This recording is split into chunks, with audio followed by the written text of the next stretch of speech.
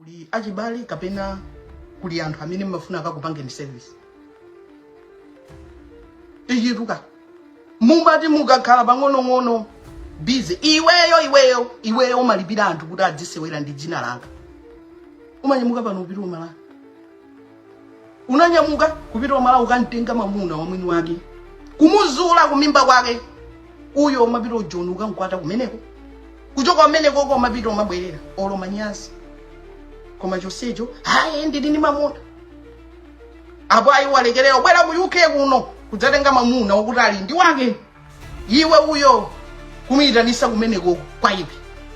Ukankwati kwatiro kumeneko. Kumampasa zinthu kuti apase girlfriend yake. Uyo walekerera ukatengaso wina umala upita naye uko kunkwata. Nde ine ndikakhala pakhomo panga pano. You're busy telling me kuti ineyo ndinechitsini.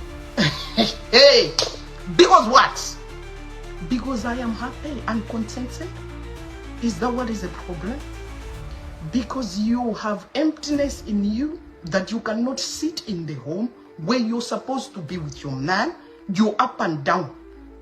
Hey, mamuna, hey, ndine dakala, hey, 10 years, hey, timakondana, chan. You have important events. David yako yomwe. Uyo!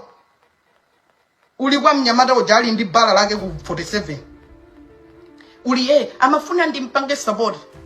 Anyamata unamba kukoma ulakhala pabanja siyunju. Then uziyoka pamene bobo. Ndikumabwera pamene bobo kumatuma anthu azinditukwana because you are a coward. You're scared. Kuti paja ndili ndizi alisaya nkula. I'm not your friend. Ine ndilibe nthawi. Do you understand? Ine I'm loyal. Like 100%. If you are my friend, you cannot fuck with people who play with my name, number one. Number two, if you're my friend, you cannot fuck with people who are like hoes like that. You cannot. That language, you cannot be out there. Muntu amene uli ndi drama. Money is supposed to refine you. Money is supposed to put a little bit class to you. Koma ai. Banja la mtundu wanji. Ine nili pano. Ndili ni mamuna. Mamuna oti tubiri kutenta iwe daily you are out there and mamuna oti nobody is monitoring what you're doing. Hey, banja la keso anaja si amunage. Nice try. Nice try. Continue trying. Continue trying me. Somewhere. Do you know what in neon did banja loguti linima witness? Do you understand that? No, you don't, because you're not married. That's why. Ine ndikuka kwaliwa. Abusa nanduzora itu zinthu zizimafunika mboni. Sitima ngoti basi ukwatira ukatenge mboni. Mamuna yabwere ndi mboni nkhali apa.